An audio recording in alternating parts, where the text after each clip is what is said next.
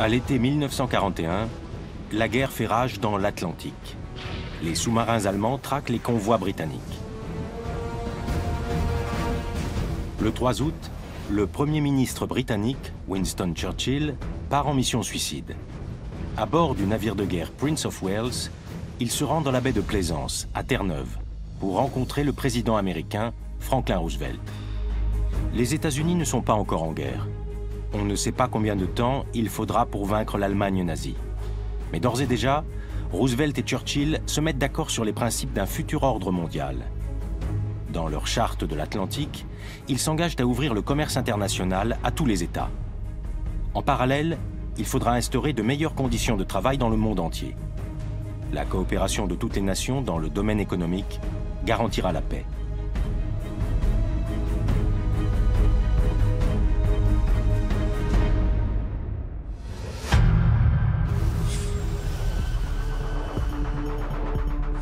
« 80 ans plus tard, malgré l'interpénétration des économies nationales, la paix mondiale apparaît toujours comme une lointaine utopie. Nous sommes à des années-lumière d'une harmonisation des conditions de vie et de travail. Et en dépit des efforts de l'Organisation mondiale du commerce, des guerres commerciales éclatent sans cesse. Celle que Donald Trump a ouvertement déclarée à la Chine fait la une des journaux. Mais il est des conflits économiques dont on parle rarement. Quels sont les enjeux des guerres commerciales et comment se sont-elles déroulées par le passé? Qui ont été les gagnants et les perdants?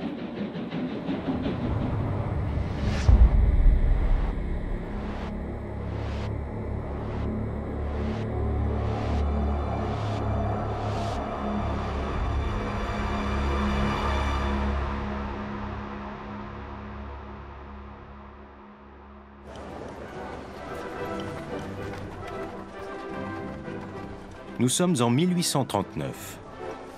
C'est la grande époque de l'Empire britannique.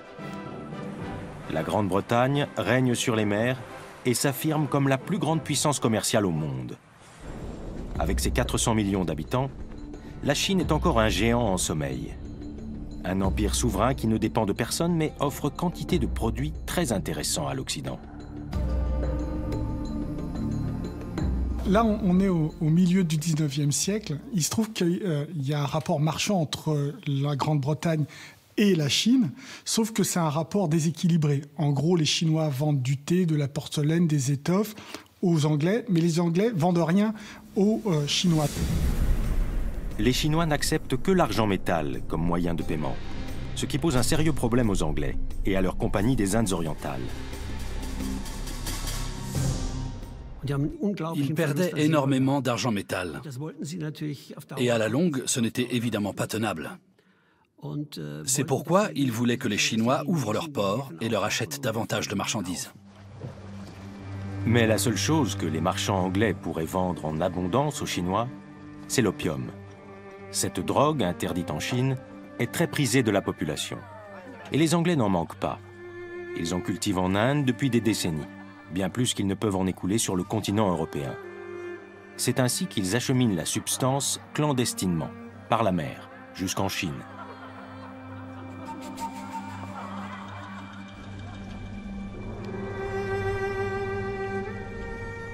Au début, les souverains chinois n'ont pas vraiment pris la mesure du problème. La cour se trouvait à Pékin, mais c'était à Canton, loin de là, qu'on vendait de l'opium. De toute façon, le Sud avait toujours été un peu rebelle. Alors ils se sont dit, s'ils fument de l'opium, ils ne feront pas de révolution, laissons-les faire. Lorsqu'ils constatent que la consommation d'opium est hors de contrôle, l'empereur chinois envoie un émissaire dans le Sud. Ce dernier ordonne de brûler les entrepôts remplis d'opium. L'Angleterre n'attendait que cette occasion pour déclarer la guerre à la Chine, au nom du libre-échange.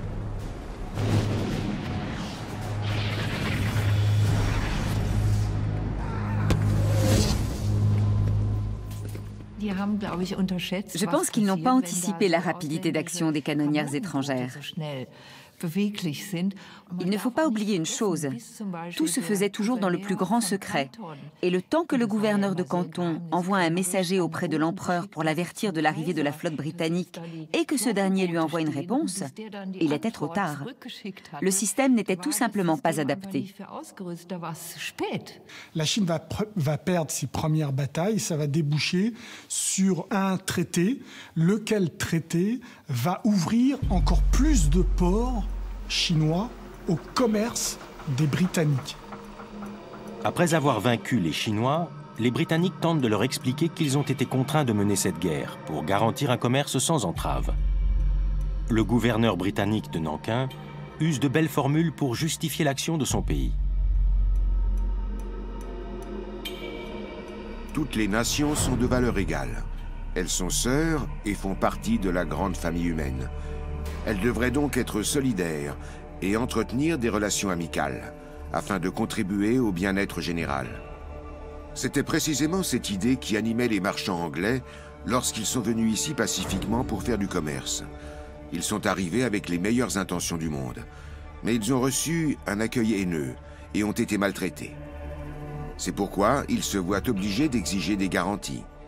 Ils veulent être dédommagés des pertes qu'ils ont subies, demandent à pouvoir commercer librement avec la Chine, et enfin, réclament une île au large de la côte chinoise pour être en mesure de défendre leurs intérêts.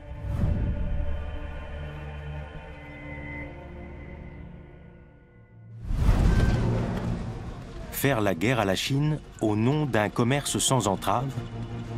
De fait, les Britanniques sont convaincus des vertus pacificatrices du libre-échange, dont ils sont les inventeurs. Depuis la fin du XVIIIe siècle, les partisans de la libéralisation du commerce mondial avancent l'argument que le libre-échange est la diplomatie de Dieu. En instaurant le libre-échange, on n'a plus besoin de l'action politique.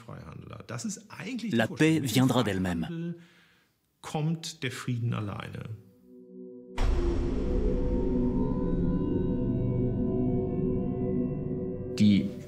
La puissance économique dominante a toujours tendance à prôner le libre-échange. Si elle est en avance sur le plan technologique, elle peut trouver ainsi de nouveaux débouchés. À l'époque, on a dit aux filatures anglaises « Si chaque Chinois achète ne serait-ce qu'un bonnet de nuit fabriqué par vos soins, vous aurez du travail pendant des décennies et votre avenir sera assuré. » Entre 1856 et 1860, la France et la Grande-Bretagne mènent la Seconde Guerre de l'opium. Leur but étant d'élargir encore les débouchés commerciaux des puissances occidentales dans l'Empire du Milieu. Une armée de 20 000 hommes entre dans Pékin. La Chine est à genoux. En octobre 1860, Français et Britanniques détruisent même le palais d'été impérial. Aux grandes dames de Victor Hugo, qui considère cet édifice comme une merveille du monde.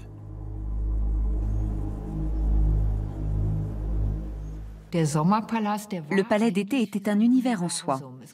Il comportait une multitude de scènes ou jardins clos dans lesquels les grands emblèmes de la littérature, de l'art et de l'histoire étaient reproduits. On avait là un condensé de la culture chinoise. Cette guerre brutale est un franc succès pour les puissances occidentales. D'autres ports ont été ouverts au commerce international, qu'on appelait les ports de traité. Le fleuve Yangtze a été également rendu accessible aux Anglais et aux étrangers en général. Les missionnaires ont eu l'autorisation d'entrer dans le pays et d'y circuler librement. C'était évidemment un camouflet pour la Chine. Un désastre. À présent, la Grande-Bretagne peut même imposer la légalisation de l'opium. Il faut savoir que le trafic d'opium était tellement important que ça, du coup, rééquilibrait les relations commerciales entre la Chine et la Grande-Bretagne. Et un certain nombre de ces trafiquants de drogue étaient tellement riches qu'ils vont se réunir et ils vont créer une banque. Et cette banque, elle est connue aujourd'hui, c'est HSBC, donc, qui a été créée en partie avec l'argent des trafiquants de drogue. En Europe, les conflits commerciaux et les guerres économiques n'occupent qu'une place mineure dans l'enseignement des sciences économiques. Mais il y a une exception, l'école de guerre économique de Paris. où l'historien Ali Laïdi donne régulièrement des conférences. Christian Arbulot est le directeur de l'établissement depuis sa fondation, en 1993. Autrement dit, là, il y a une stratégie, et que la suprématie, c'est pas un concept. Ce qui est intéressant, c'est que moi, j'ai commencé à écrire sur ces notions-là, je vous dis, à partir du milieu des années 80. Il a fallu attendre une trentaine d'années, à cause de la politique de Donald Trump, des États-Unis donc, pour que la réalité de la guerre économique devienne quelque chose de visible. Au sein de l'école, les étudiants sont formés aux diverses pratiques, souvent secrètes, du combat économique. Cela inclut l'observation, l'analyse, la défense, l'influence, l'information et la désinformation. C'est avec ce genre de technique que, dans l'Antiquité déjà, on menait des guerres économiques.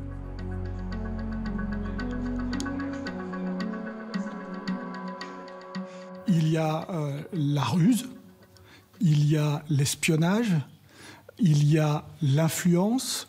Alors, vous avez par exemple dans la ruse les Phéniciens qui connaissent parfaitement les grandes routes de la production à cette époque-là, sous l'Antiquité, et qui vont ruser pour pouvoir empêcher les éventuels concurrents à retrouver les routes du commerce que eux seuls connaissent. Vous avez la désinformation, là encore, vous avez les Phéniciens qui vont mentir sur les routes, qui vont dire que ces routes-là sont dangereuses pour éviter que des concurrents y aillent. Aujourd'hui, la bataille de l'information se déroule principalement sur Internet. Les étudiants s'exercent donc aussi à cet art de la guerre moderne. Ce n'est pas un hasard si nombre d'entre eux travailleront plus tard pour les services secrets français. Il nous a semblé très important d'expliquer dans quel monde on était en ce moment, quelles étaient les différentes étapes de progression des rapports de force, et donc de montrer comment évoluent ces rapports de force sur des thèmes très précis. Où apparaît l'État? Où disparaît l'État? Quels sont les liens cachés entre des entreprises et un appareil d'État? L'État joue toujours un rôle décisif dans les conflits économiques. C'est la flotte de guerre britannique qui a obligé la Chine à ouvrir son marché aux produits occidentaux. Ce qu'il faut bien cerner aujourd'hui, c'est l'évolution de ces méthodes de guerre économique. Pendant très longtemps, elles étaient relativement simples. Elles reposaient soit par la violence, c'est-à-dire soit la conquête de territoire par la guerre, soit la maîtrise des mers par une suprématie navale qui faisait que l'autre devait accepter les règles du plus fort, soit effectivement par des actions d'espionnage ou de captation de connaissances. Dans le sillage de la première guerre de l'opium, le botaniste britannique Robert Fortune met la main sur des plants de thé chinois, produits très recherchés en Occident. Qui se fait passer pour un Chinois, parce qu'on rappelle qu'à cette époque-là, les étrangers n'avaient pas le droit d'aller dans les profondeurs de la Chine. Or, les meilleurs thés se trouvaient dans les profondeurs de la Chine. Il va payer un certain nombre de guides qui ne sont pas dupes, les guides, parce qu'il est interdit d'aider des étrangers à voyager en Chine. Mais le salaire étant bon, ils acceptent le risque. Et il va s'enfoncer dans les profondeurs, il va aller là où on fabrique les meilleurs thés, il va faire ses courses, il va voler des plants de thé, il va observer là où on fabrique le meilleur thé, comment on découpe les feuilles, comment on les sèche, avec quoi on les mélange, etc. Il va tout noter dans ses petits carnets. L'opération secrète que Robert Fortune a menée pour le compte de la Compagnie britannique des Indes orientales s'avère extrêmement lucrative. La Grande-Bretagne peut désormais cultiver en abondance la précieuse plante dans ses colonies indiennes. 50 ans plus tard, 90% de son thé chinois vient en fait du sous-continent indien. Ce sont évidemment des histoires dont les Chinois se souviennent quand on leur reproche aujourd'hui de voler nos technologies. Au XIXe siècle, l'espionnage économique est organisé et financé par les États européens, notamment la France et l'Allemagne, qui veulent imiter la Grande-Bretagne et monter dans le train de l'industrialisation déjà en marche. La Société d'encouragement pour l'industrie nationale voit ainsi le jour, alors que Napoléon n'est encore que premier consul. Elle servait à rattraper le retard par rapport à la révolution industrielle. Et comment rattraper ce retard? D'une part, par des moyens très durs, c'est-à-dire voler de la connaissance. Donc il y a eu beaucoup d'espionnage français, de récupération de connaissances, d'achat en contrebande de machines. Les Prussiens ne voient eux aussi qu'un moyen pour rattraper au plus vite leur retard technique, voler et copier. Dès 1821, ils créent à cette fin l'Institut Royal Technique, également appelé Institut industriel.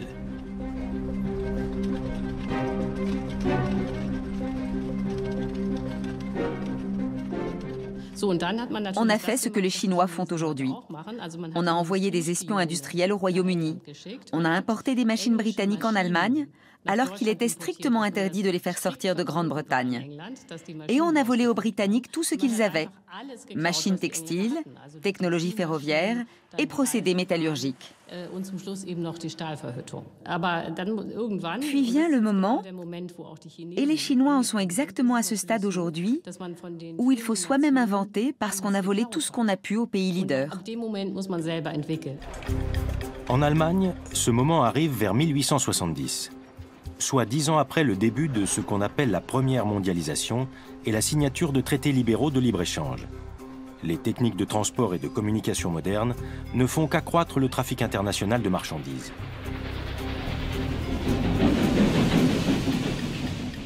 Mais en 1873, la pression de la mondialisation fulgurante débouche sur une crise économique durable.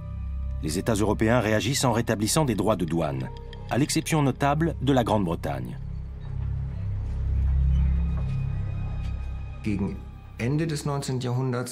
Vers la fin du XIXe siècle, alors que les Américains et les Allemands sont devenus de grands concurrents, de sérieux rivaux dans le domaine industriel, les Britanniques s'accrochent au principe du libre-échange contre leurs propres intérêts. Cela ne fait qu'accélérer leur recul dans certaines filières économiques.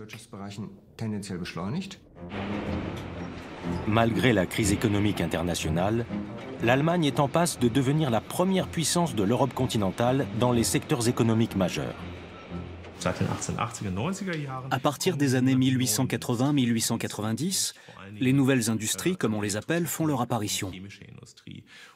Je pense notamment à l'électrotechnique et à l'industrie chimique. Dans ces domaines, l'Allemagne devient leader mondial. Et bien sûr, cela pose problème aux Britanniques, qui sont eux toujours tournés vers les filières traditionnelles. Ils se sentent soudain dépassés. Au Royaume-Uni, les produits importés d'Allemagne sont étiquetés « Made in Germany » pour dissuader les consommateurs. Cette réaction est compréhensible. D'abord, les Allemands se développent en plagiant les inventions britanniques. Puis, ils inondent la Grande-Bretagne de leurs marchandises.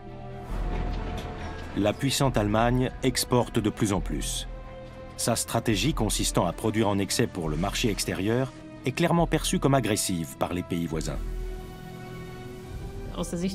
Du point de vue des Français, c'était évidemment un énorme problème qu'une gigantesque puissance économique se soit développée à leur porte. Il faut bien le dire, l'Allemagne était trop grande pour l'Europe. Les produits allemands sont partout, y compris en France. Cela saute aux yeux. On avait le sentiment que le Made in Germany était absolument partout, dans toutes les filières économiques, dans toutes les manufactures, qu'à la maison, dès qu'on touchait un produit, c'était un Made in Germany.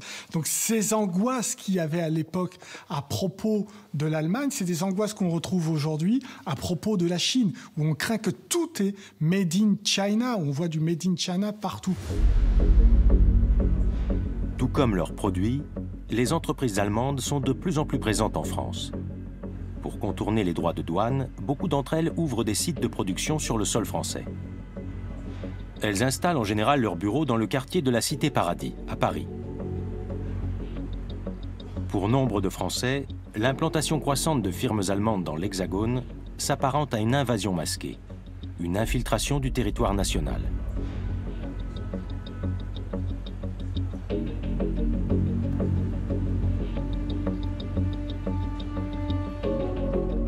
Parmi les voix critiques qui s'élèvent, on peut citer l'historien et économiste français Henri Hauser, professeur à la Sorbonne et conférencier à Harvard. La lutte économique est une guerre, comme les autres guerres, soumise elle aussi aux règles de Clausewitz. Dans cette guerre, comme dans les autres, il s'agit par tous les moyens appropriés d'écraser l'adversaire. La puissance économique de l'Allemagne est une force aussi redoutable que sa puissance militaire, et elle est de même nature, une puissance de domination et de conquête. La guerre économique fait rage, jour après jour, et non contente d'assiéger l'ennemi ou de tenter de franchir ses frontières nationales, l'industrie allemande s'implante en temps de paix au cœur même des pays qu'elle veut asservir.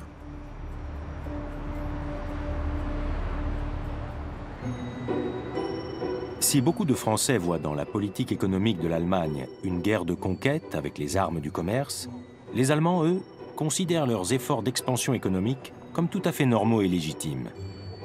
Lors de l'exposition universelle de 1900 à Paris, la tendance est à la croissance et à la coopération internationale, y compris entre la France et l'Allemagne.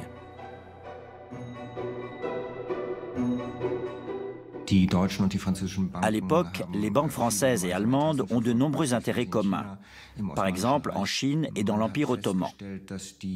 Les industries lourdes des deux pays sont interdépendantes.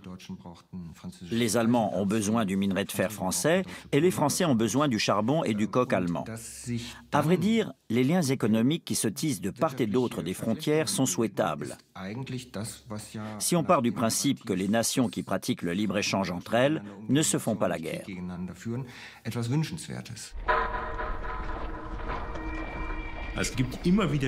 On avance sans cesse la thèse qu'une guerre longue ou un conflit d'envergure mondiale ne peut pas avoir lieu, car cela détruirait complètement l'interpénétration économique des États et les coûts seraient si colossaux pour l'ensemble des économies nationales que personne ne s'y risquerait. L'imbrication économique des nations n'a pas pu empêcher la Première Guerre mondiale. Mais les conflits économiques d'avant 1914 ont-ils préparé le terrain à la conflagration planétaire?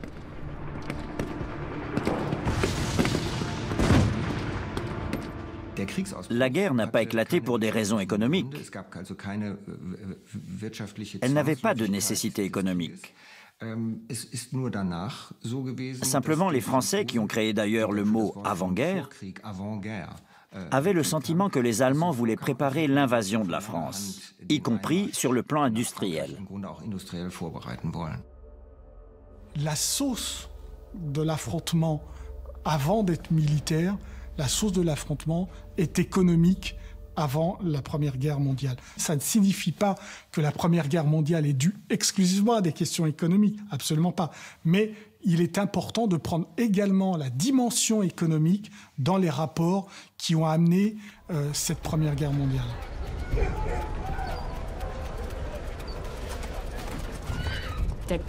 Chez les Allemands, le désir de se faire une place au soleil, c'est-à-dire d'avoir un empire colonial, était aussi motivé par des raisons économiques. En même temps, il faut reconnaître qu'il s'en serait très bien sorti s'il n'avait pas fait la guerre. L'Allemagne occupait une place centrale, elle possédait toutes les industries d'avenir. Il lui suffisait de continuer sur sa lancée. L'idée qu'il faille faire la guerre était complètement absurde. Ça montre tout simplement que ces militaires, tous issus de vieilles familles nobles dont l'arbre généalogique remontait au Moyen-Âge, ne comprenaient pas le fonctionnement du capitalisme. Ils pensaient qu'on pouvait tout obtenir par la force militaire.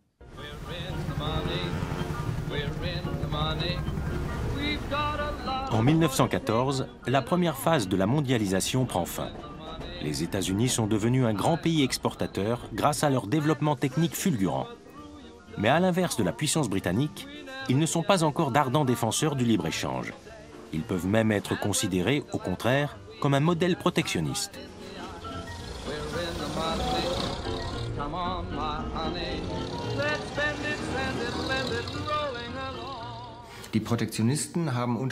Les États font le choix du protectionnisme pour diverses raisons.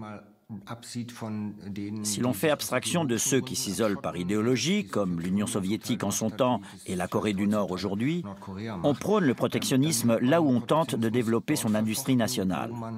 C'est l'argument classique de Friedrich List et d'autres économistes. Il faut d'abord ériger une barrière de protection, et lorsque, grâce à cette barrière, l'industrie est devenue compétitive au niveau international, on peut s'exposer au vent violent de la concurrence.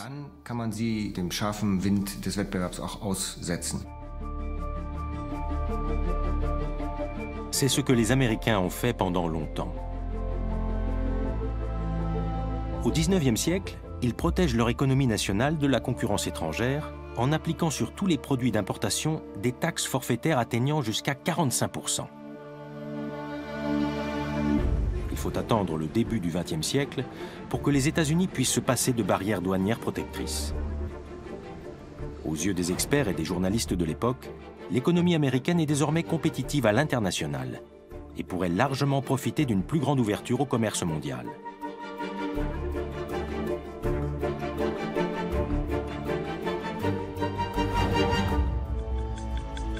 En 1912, le président Wilson suspend la politique économique protectionniste de son pays. Les États-Unis instaurent un système de tarifs douaniers variables combiné à une baisse drastique des taxes sur certains produits. Mais en 1929, la crise économique mondiale met brusquement fin à l'idylle entre l'Amérique et le libre-échange. Sous prétexte de protéger les produits nationaux, les sénateurs Smoot et Hawley réclament le retour en force d'une politique protectionniste. Malgré les mises en garde de nombreux économistes américains, le président Hoover signe en juin 1930 une loi imposant des droits de douane sur plus de 20 000 types de produits.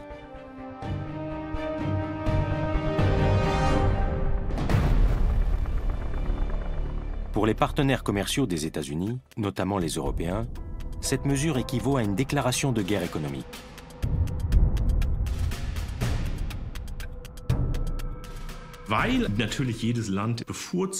Bien sûr, chaque pays tente de protéger en priorité les biens qui sont vitaux pour son économie. Le problème pour les autres États exportateurs, c'est qu'avec la mise en place de barrières tarifaires, les conflits douaniers et commerciaux deviennent violents.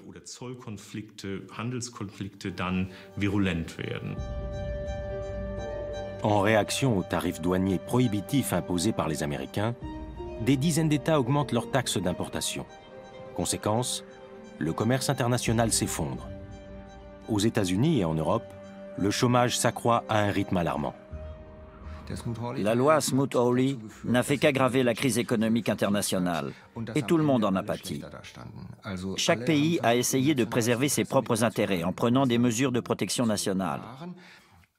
L'intérêt général est passé à la trappe, tout comme celui des individus. Pour Roosevelt et Churchill, cette guerre douanière qui a anéanti le commerce mondial a valeur d'avertissement. Ils demandent d'inscrire le libre-échange dans la Charte de l'Atlantique, pour en faire l'élément central de l'ordre mondial d'après-guerre. Pour empêcher le retour du protectionnisme, Roosevelt a exigé que tous ceux qui recevraient de l'argent des Américains signent d'abord la Charte de l'Atlantique. Au moment où Roosevelt, en effet, passe un accord avec Churchill ou avec les autres dirigeants des États européens, il met en place ces outils-là. La Banque mondiale, le FMI, le GATT, qui véhiculent les valeurs du free trade portées par les Américains au moment où l'Europe est en train de se reconstruire. La France et les autres pays d'Europe de l'Ouest sont tributaires de l'aide économique américaine. Mais ils ont également besoin des États-Unis pour une autre raison. La nouvelle classe politique qui sortait de la guerre a décidé de demander aux États-Unis de la soutenir pour qu'il y ait en France un régime qui ne soit pas communiste. Mais tout ça, c'est dans le non-dit. C'est pas revendiqué. Mais c'est ce qui explique que de 1945 jusqu'à aujourd'hui, la classe politique représentée majoritairement à l'Assemblée nationale a accepté d'être sous la dépendance sécuritaire des États-Unis d'Amérique et d'en payer le prix, notamment sur le terrain économique. Comme le dollar est devenu la monnaie de référence dans le monde, les Américains disposent de moyens financiers abondants.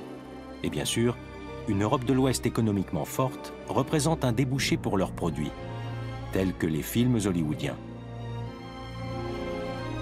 Les Américains comprennent qu'il va falloir inonder le marché européen de leurs films. Pour deux raisons.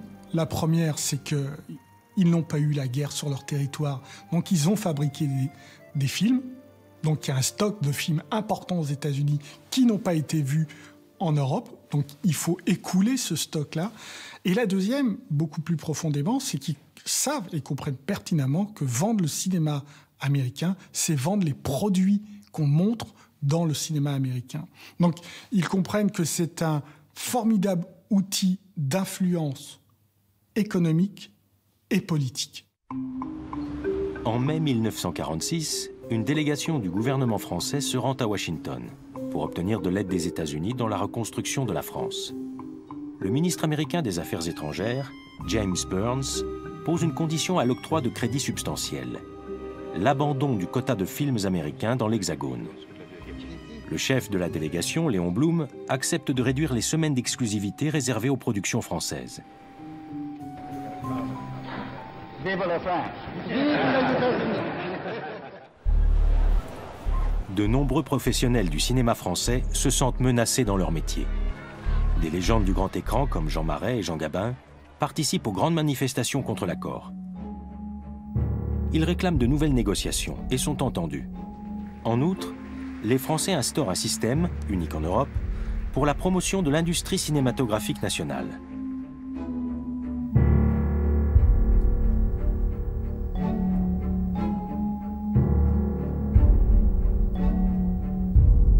En gros, quand vous payez votre place de cinéma, une partie de cet argent est versée au Centre national du cinéma et cet argent-là sert à nourrir la création cinématographique française pour nourrir de nouveaux réalisateurs. Donc ça a été dénoncé comme un protectionnisme agressif de la France. Ça a été dénoncé comme tel par les États-Unis. Mais quand vous regardez aujourd'hui ce que c'est que le cinéma, quel est le cinéma qui résiste le plus à l'hégémonie hollywoodienne? C'est le cinéma français. La guerre froide est aussi une guerre économique. L'Union soviétique mène un espionnage industriel parfaitement organisé à l'Ouest. Les États-Unis, eux, jouent la carte de la politique économique. Par exemple, en imposant un embargo à Cuba en 1962. Bien sûr, le président Kennedy veille à ne pas être affecté personnellement par la mesure. Il s'approvisionne à temps en cigares cubains. En parallèle, après la guerre de Corée, l'Amérique ferme les yeux sur le fait que son allié sud-coréen ne respecte absolument pas les principes du libre-échange. La Corée du Sud a bien pratiqué le protectionnisme. Elle a massivement protégé son industrie pendant des décennies, avec la bénédiction des Américains qui voulaient dresser un rempart politique contre le Nord. La Corée du Sud a ainsi été autorisée à appliquer les droits de douane de 400% sur les voitures. Une Mercedes coûtait 4 fois plus cher qu'en Allemagne. Et c'est grâce à cette mesure que la Corée a pu développer son industrie automobile. La Corée du Sud ne pourrait plus faire ce qu'elle a fait à l'époque. Elle a pris son essor économique dans les années 1950. La Corée du Sud, ce n'est aujourd'hui que 50 millions d'habitants. C'est un petit marché. Dans les années 50, 50 millions d'habitants, c'était un petit marché, mais il était suffisant pour soutenir une économie nationale et permettre son développement. De nos jours, ce ne serait plus envisageable. Le capitalisme est comme un train en marche. Toute la question est de savoir quand on est monté à bord. Est-ce qu'on a pris place à l'avant au départ du convoi, ou bien est-ce qu'on est monté plus tard à l'arrière? Aujourd'hui, il serait quasiment impossible pour un pays comme le Malawi de prendre ce train en marche.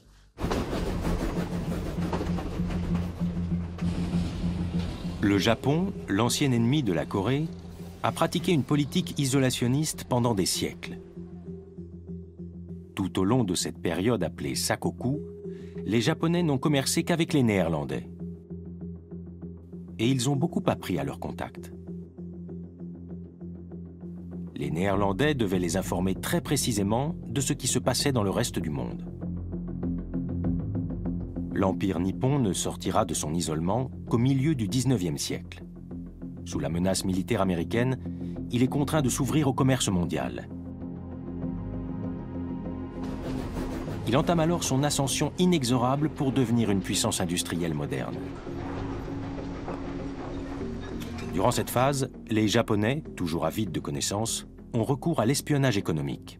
De même que l'Europe continentale a espionné la Grande-Bretagne au XIXe siècle, le Japon envoie dès les années 1900 des agents aux quatre coins du globe. Partout, ils prennent des photos et collectent des informations. Ce qui permet au pays de vite rattraper son retard technologique et de se doter d'une armée moderne qui ira combattre la Russie, la Chine et enfin les États-Unis.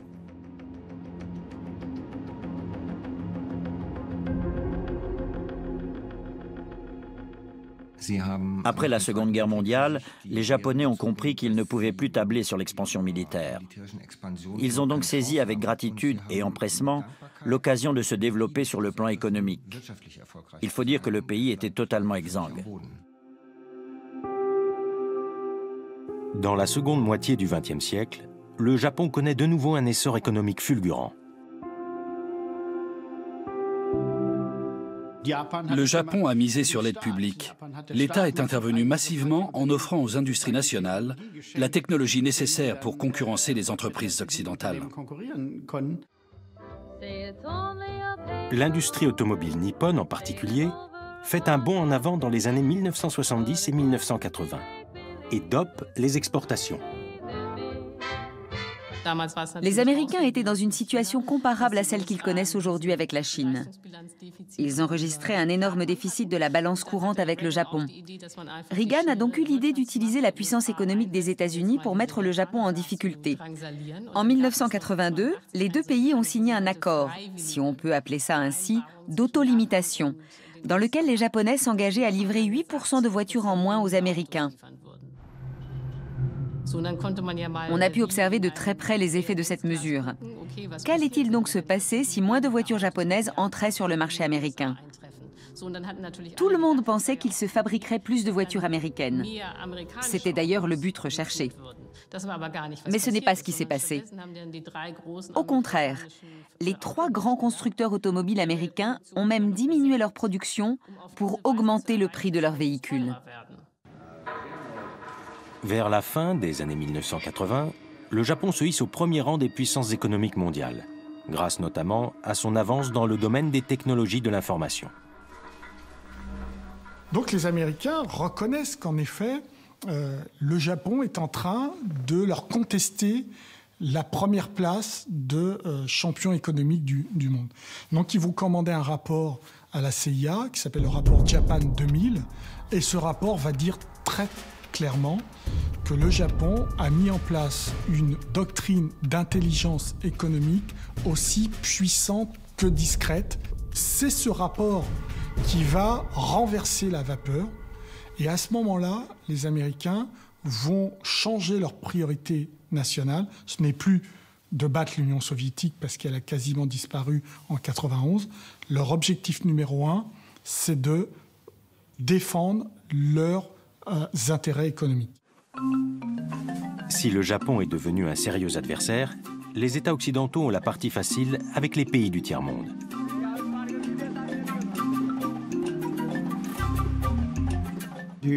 Les pays en voie de développement souffrent continuellement du protectionnisme.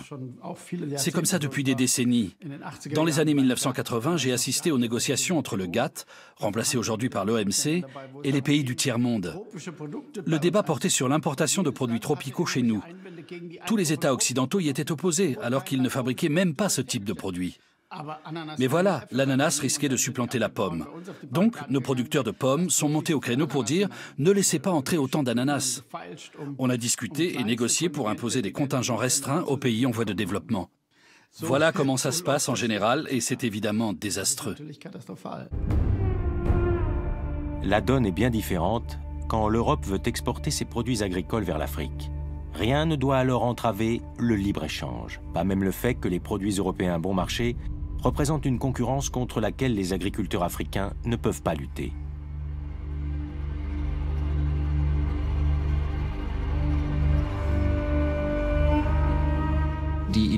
Le protectionnisme éducateur consiste à instaurer des barrières douanières ou des droits de sauvegarde pour se protéger de la concurrence trop rude et permettre l'essor de l'industrie nationale. Cette idée, très présente dans les débats sur les politiques de développement, est défendue par de nombreux économistes renommés, qui estiment qu'en imposant le libre-échange et en interdisant la mise en place de tarifs douaniers, on maintient les pays encore peu développés dans une forme de captivité. On peut dire qu'en propageant le libre-échange, tous les pays occidentaux mènent de facto une guerre commerciale contre le tiers-monde. Même au sein de l'Union européenne, les États se livrent à des guerres commerciales qui passent parfois inaperçues ou ne disent pas leur nom. Il y a un pays qui a pratiqué de manière systématique le dumping social à partir des années 2000, sous un gouvernement de coalition rouge-verte, alors qu'il participait à l'union monétaire avec la France. Ce pays, c'est l'Allemagne. Sous le gouvernement de Gerhard Schröder, les syndicats sont contraints d'accepter ce qu'on appelle une modération des salaires. Cette mesure apporte des avantages concurrentiels durables à l'industrie allemande. Tout le monde a compris depuis longtemps que les Allemands avaient comprimé leurs salaires, donc fait du dumping social, pour accroître leurs excédents commerciaux. Pourtant, l'Allemagne est le seul pays au monde à dire « Non, non, ça n'a rien à voir avec les salaires. C'est juste que nos produits sont tellement bons qu'ils se vendent partout. »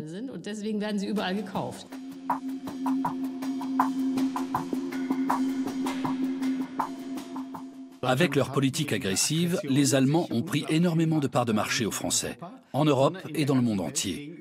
Ils les ont doublés dans de nombreux secteurs en Chine. Par exemple, les constructeurs automobiles français y étaient implantés depuis bien plus longtemps que les Allemands. Mais du jour au lendemain, ces derniers ont été 20% moins chers que les Français, ce qui leur a permis de les évincer, et qui explique que l'Allemagne s'en sort relativement bien et la France relativement mal. On peut appeler ça comme on veut, agression, guerre économique, mercantilisme, ce ne sont pas les mots qui manquent.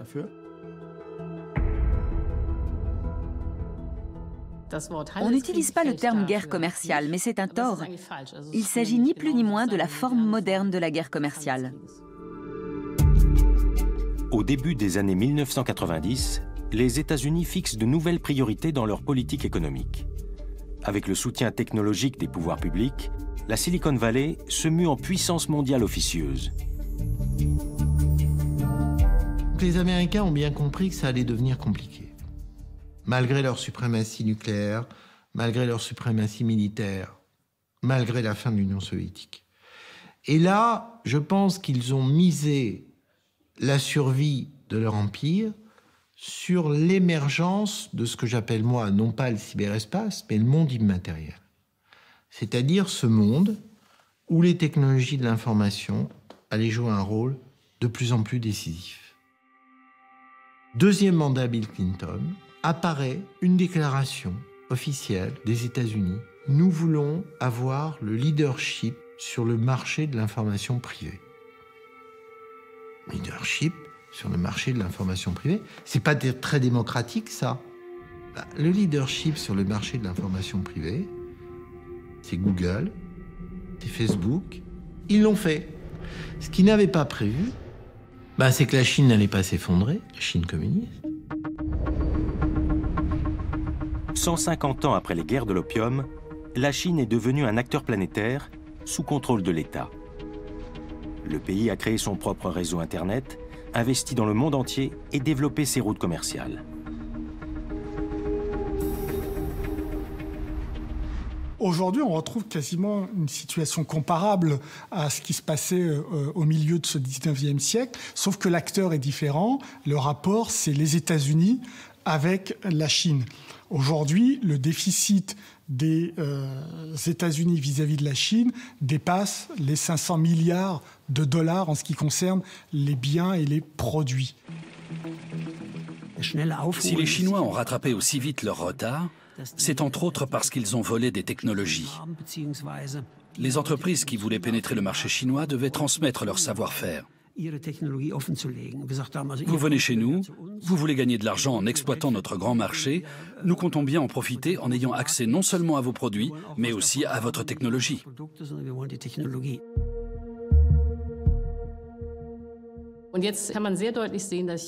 Aujourd'hui, on se rend compte que la Chine en est arrivée à un stade où elle ne peut plus voler, mais où elle doit elle-même inventer. On constate d'ailleurs un basculement depuis quelques années, car des Chinois ont reçu des prix Nobel. Certes, beaucoup d'entre eux ont encore été formés aux États-Unis, mais on voit bien que les Chinois progressent. Et à l'avenir, ils créeront de nouveaux produits que l'on copiera en Occident. Cela fait déjà un certain temps que les États-Unis observent avec anxiété l'éveil du géant économique chinois. Mais les relations entre les deux pays ne se sont véritablement dégradées que depuis que Donald Trump a lancé une guerre commerciale agressive contre Pékin.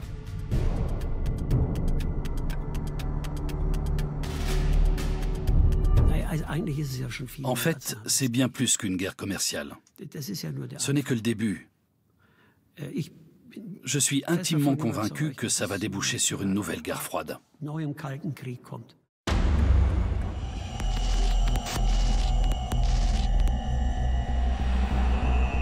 On peut dire qu'avec l'augmentation des tarifs douaniers sur l'aluminium, sur l'acier, sur les produits chinois, le président Trump prend le risque que cette confrontation économique qu'on peut aujourd'hui clairement appeler guerre froide technologique, cette guerre froide technologique peut aboutir à un affrontement militaire.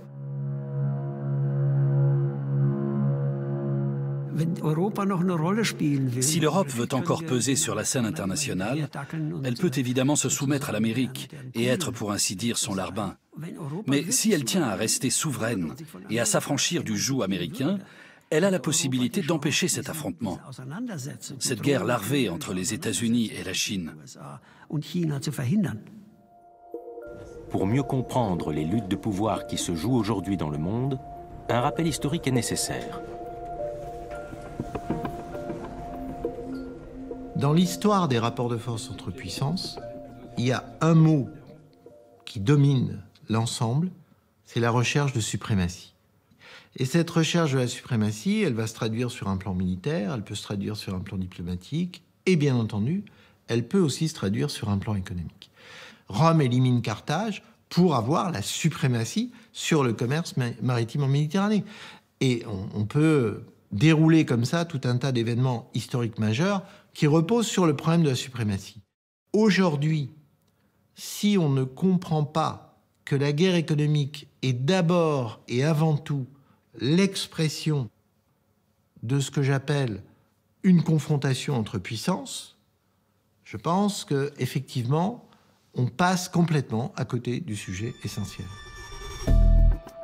Dans l'école de Christian Arbulot, l'enseignement ne porte pas seulement sur les guerres économiques entre nations. Les étudiants se familiarisent aussi avec les méthodes souvent occultes que les grandes entreprises utilisent de nos jours pour se combattre. La caractéristique de la guerre économique, c'est qu'elle concerne à la fois une bataille entre les nations, une bataille entre les entreprises, une bataille entre les entreprises et les nations, et une bataille entre les individus, les groupes, et les nations et les entreprises. C'est-à-dire qu'elle est protéiforme, cette guerre économique. C'est-à-dire qu'aujourd'hui, vous pouvez être un puissant milliardaire et obliger ou tenter d'obliger un État à changer son modèle. Même aux États-Unis, la puissance des frères Koch, des milliardaires, où ils ont mis leur argent pour déstabiliser l'Obamacare. Donc c'est protéiforme, la guerre économique, c'est l'affrontement économique qui concerne absolument toutes les parties.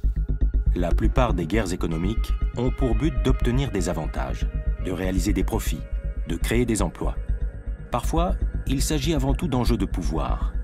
Mais il existe aussi des conflits commerciaux où il en va tout bonnement de la survie d'une nation. Il y a l'exemple célèbre de Haïti. Pendant des décennies, les Haïtiens ont produit du riz de manière très raisonnable. Jusqu'au jour où les Américains ont fait pression sur eux, ou les ont convaincus en leur disant « Vous devez ouvrir votre marché pour qu'on puisse vendre nos produits ». Du coup, ils ont été submergés par le riz américain bon marché. Ça a tué la production de riz local et le pays n'a plus été en mesure de se nourrir lui-même. Mais il n'a rien produit d'autre en contrepartie. Tout économiste qui se respecte dira d'emblée ce n'est pas grave, ils n'ont qu'à produire autre chose. Seulement ce n'est pas toujours aussi facile. Parfois, des masses de personnes se retrouvent au chômage et souffrent de la faim.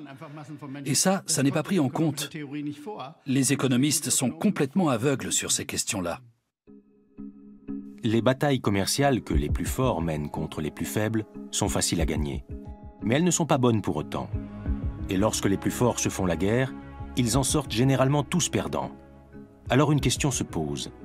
La paix économique est-elle possible?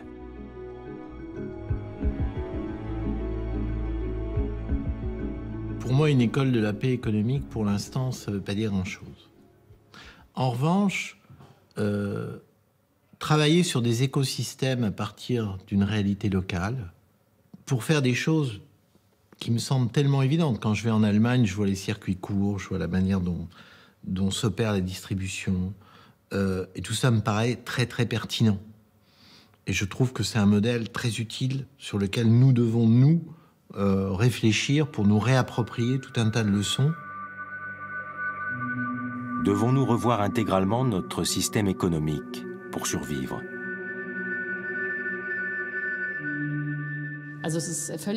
Il est clair que tout ce système basé sur la croissance éternelle, je parle du capitalisme, va s'effondrer. On ne peut pas se développer indéfiniment dans un monde aux ressources limitées. La problématique est la suivante. Il y a d'un côté le capitalisme à la croissance dynamique, et de l'autre, des alternatives comme l'économie circulaire, dont le principe est de ne consommer que ce qu'on peut recycler. Dans un tel modèle, personne ne mourrait de faim. Ça fonctionnerait, ce n'est pas le problème. La question est de savoir comment on peut passer d'un capitalisme fondé sur la croissance perpétuelle à une économie circulaire statique sans provoquer une énorme crise économique. Beaucoup de gens pensent qu'il existe des solutions, mais concrètement, on n'en a pas encore trouvé.